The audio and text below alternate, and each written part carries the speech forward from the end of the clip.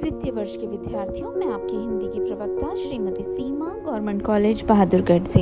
विद्यार्थियों, आज हम पढ़ेंगे पारिभाषिक शब्दावली के निर्माण में सक्रिय राष्ट्रीयतावादी संप्रदाय। विद्यार्थियों, आइए इससे पहले हम जानते हैं पारिभाषिक शब्दावली के निर्माण की आवश्यकता क्यों पड़ी। जब हमारा देश स्वतंत्र हुआ तो ज्ञान की विभिन्न शाखाओं के विकास के विषय में गहराई से सोचा गया। चिकित्सा, विधि आदि क्षेत्रों में भिन्न प्रकार की शब्दावली प्रयोग में लाई जाती है। विश्व भर में तरह तरह के वैज्ञानिक शोध होते रहते हैं। नए नए औद्योगिक यंत्रों की खोज होती रहती है। उन सब के बारे में ज्ञान प्राप्ति के लिए सामान्य प्रकार की शब्दावली का प्रयोग नहीं किया जा सकता। उनके लिए विशिष्ट शब्दावली होती है जो सामान्य शब्दावली से बिल्कुल भिन्न होती है। इस विशेष प्रकार की शब्दावली के अभाव में विशेष विषयों के क्षेत्र में कदम भी नहीं रखा जा सकता। आज के वैज्ञानिक युग में विश्व भर में 600 ज्ञान विज्ञान की विभिन्न शाखाएं हैं और उनके लिए प्रयोग में लाए जाने वाले लाखों शब्द हैं। हिंदी में जब तक उसके लिए विशेष पारिभाषिक शब्द नहीं निर्मित किए जाते, तब तक विकास की गति तीव्र नहीं हो सकती। इसी के द्वारा विभिन्न देशों की वैज्ञानिक और प्राविधिक उपलब्धियों को भारतीय भाषाओं के माध्यम से देश में लाया जा सकता है। आइए अब जानते हैं पारिभाषिक शब्दावली के निर्माण में सक्रिय राष्ट्रीयतावादी संप्रदाय। पारिभाषिक भाषा में प्रयुक्त होने वाली शब्दावली के विषय में विद्वानों में आपसी मतभेद हैं। उन्होंने अनेक प्रकार के प्रश्न लिए हैं और उससे अनेक समस्याएं खड़ी हो गई हैं। विभिन्न विद्वान विभिन्न वर्ग में बट गए हैं। इनमें एक राष्ट्रवादी संप्रदाय है। इस वर्ग में वे विद्वान आते हैं जो मानते हैं कि भारत में प्रयुक्त किए जाने वाली पारिभाषिक शब्दावली के लिए केवल संस्कृत भाषा के शब्दों का ही प्रयोग किया जाना चाहिए। इसका प्रमुख कारण यह है कि हिंदी भाषा का विकास संस्कृत भाषा से हुआ है। दूसरी ओर आधुनिक युग में ज्ञान विज्ञान के क्षेत्र में पाश्चात्य देशों ने विशेष सफलता प्राप्त की है। स्वतंत्रता प्राप्ति के बाद भारत में भी ज्ञान विज्ञान के क्षेत्र में कार्य होने लगा। यही नहीं, विज्ञान संबंधी यूरोपीय उपलब्धियों का भी हमारे देश में भी अनुकरण किया गया। आज हमारे देश में विज्ञान संबंधी मौलिक शोध कार्य भी होने लगे हैं, परंतु ज्ञान विज्ञान की आधारभूत पारिभाषिक शब्दावली को हिंदी भाषा में लाना भी अनिवार्य था। भारत सरकार ने मानव संसाधन विकास मंत्रालय ने तकनीकी शब्दावली आयोग का भी गठन किया। इस संदर्भ में ये संप्रदाय सक्रिय नजर आते हैं। आइए जानते हैं राष्ट्रीयतावादी सिद्धांत। राष्ट्रीयतावादी सिद्धांत के अंतर्गत शुद्धतावादी विचारधारा इस बात पर बल देती रही है कि तकनीकी शब्दावली का निर्माण राष्ट्र के संदर्भ में ही होना चाहिए। डॉक्टर रघुवीर, doctor Bholanath Tiwari, doctor Suniti Kumar Chatterjee, doctor Rajendra Prasad, Rajshri Purushottam Das Tandon आदि कुछ राष्ट्रवादी चिंतकों का ये विचार है कि अंग्रेजी की पारिभाषिक शब्दावली का निर्माण मुख्य रूप से संस्कृत के शब्दों, उपसर्गों, प्रत्ययों तथा धातुओं के आधार पर किया जाना चाहिए। इन विद्वानों का ये कहना है कि भारत की लगभग सभी भाषाएं संस्कृत से विकसित हुई हैं। अतः इस विधि से जो पारिभाषिक शब्दावली बनाई जाएगी वह हिंदी भाषी लोगों के अतिरिक्त भारत के अन्य भाषाओं के लोगों द्वारा भी सहज रूप से समझी जा सकेगी। इन विद्वानों का ये भी मानना है कि संस्कृत भाषा में ज्ञान विज्ञान के विभिन्न विषयों से संबंधित शब्द पहले से विद्यमान हैं। यही नहीं, संस्कृत में 600 धातुएं हैं, 80 प्रत्यय तथा 26 उपसर्ग हैं, जिनसे असंख्य शब्दों का निर्माण किया जा सकता है। परंतु कुछ विद्वानों का ये कहना है कि यदि संस्कृत भाषा को आधार बनाकर पारिभाषिक शब्द बनाए जाएंगे तो वे काफी क्लिष्ट होंगे और लोगों की समझ में नहीं आएंगे, जबकि पारिभाषिक शब्दों का सरल होना जरूरी है। डॉक्टर रघुवीर का तो ये कहना है कि हिंदी भाषा में उधार के शब्द नहीं आने चाहिए, केवल संस्कृतनिष्ठ शब्दों का ही प्रयोग किया जाना चाहिए।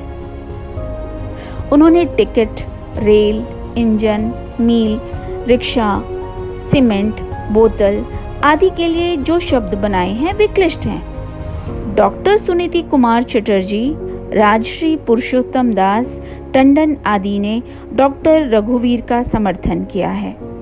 इस संदर्भ में डॉक्टर राजेंद्र प्रसाद ने कहा भी है, संस्कृत ही वह स्रोत होना चाहिए जिससे नए शब्द बड़ी संख्या में बनाए जाने हैं। इस मामले में पांडित्य प्रदर्शन को टालना चाहिए और हमारा प्रयत्न ऐसे शब्द बनाना होना चाहिए जो बोलचाल भाषा की प्रकृति और रचना में ठीक बैठ जाएं और अपनी सरलता के लिए प्यारे हों। परंतु इस राष्ट्रीयवादी विचारधारा का अनेक विद्वानों ने विरोध किया। उनका कहना है कि संस्कृत के धातु, प्रत्यय, उपसर्ग आदि के प्रयोग से ज्ञान, विज्ञान आदि से संबंधित सभी तकनीकी शब्दों से हिंदी रूपांतर तैयार नहीं किए जा सकते। दूसरा, विदेशी भाषाओं के असंख्य पारिभाषिक शब्द हिंदी भाषा वासियों में पूर्णतः प्रचलित हो चुके हैं। उदाहरण के रूप में bus, doctor, radio, kilometre, litre, railway station, train, metre आदि असंख्य शब्द पूर्णतः प्रचलित हो चुके हैं। इनके स्थान पर नए पारिभाषिक शब्दों का प्रयोग करना किसी भी दृष्टि से उचित नहीं हो सकता।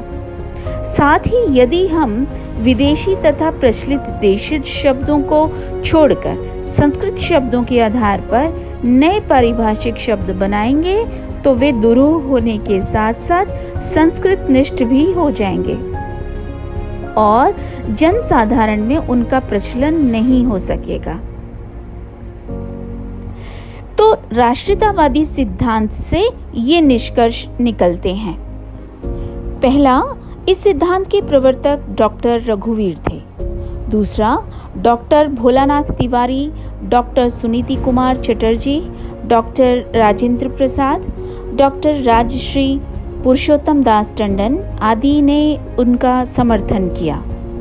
तीसरा, इस सिद्धांत में संस्कृत के शब्दों, धातुओं, उपसर्गों तथा प्रत्ययों को पारिभाषिक शब्दावली के निर्माण के लिए अपनाने की सलाह दी है।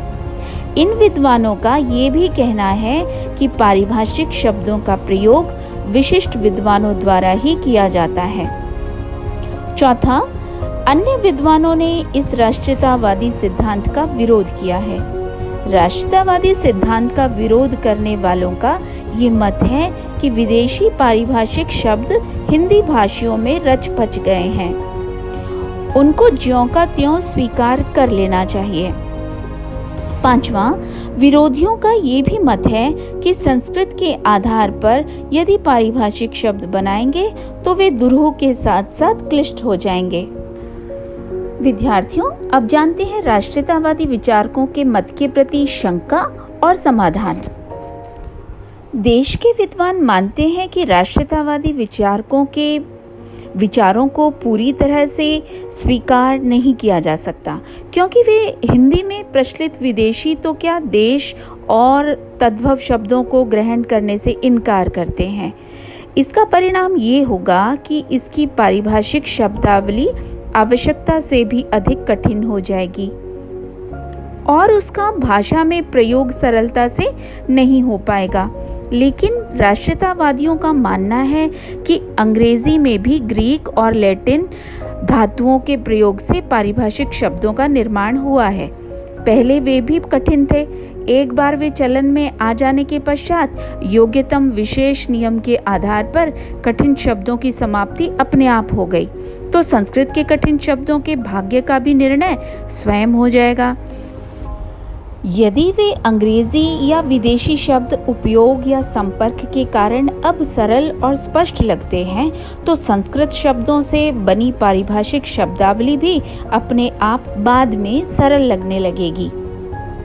आचार्य देवेंद्रनाथ शर्मा का मानना है कि पारिभाषिक शब्दावली सामान्य बोलचाल में ही नहीं आती, ये तो केवल विशेषज्ञों के द्वारा ही प्रमुक्त की जाती है। यह तो भावी पीढ़ी के लिए है, इसलिए इसका कठिन होना स्वाभाविक ही है।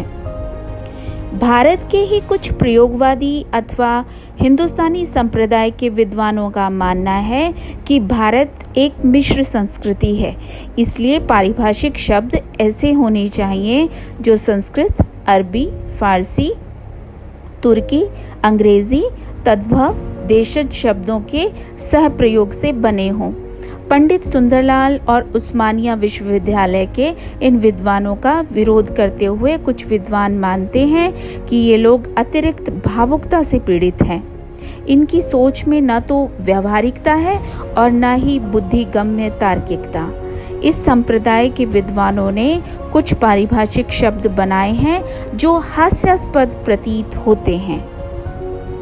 विद्यार्थियों, आइए हम आपको बता दें कि पारिभाषिक शब्दावली निर्माण संबंधी विभिन्न संप्रदायों के विद्वानों में पर्याप्त मतभेद है।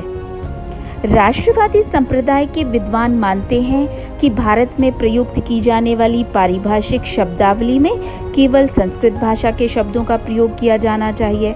इसके विपरीत अंतर्राष्ट्रीयवादी संप्रदाय के समर्थक विद्वानों का ये मानना है कि अंतर्राष्ट्रीय पारिभाषिक शब्दावली को ज्यों का त्यों स्वीकार कर लेना चाहिए। केंद्रीय शिक्षा सलाहकार समिति ने भी यही माना है। तीसरा संप्रदाय समन्वयवादी संप्रदाय है, जो विभिन्न विचारधाराओं के बीच संतुलन स्थापित करते हुए माना है कि अखिल भारतीय पर्याय संस्कृत की धातुओं पर बनाए जाएं, हिंदी में प्रचलित एवं अन्य भाषाओं के शब्दों को स्वीकार किया जाए तथा अंतर्राष्ट्रीय शब्दावली का देवनागरीकरण किया जाए।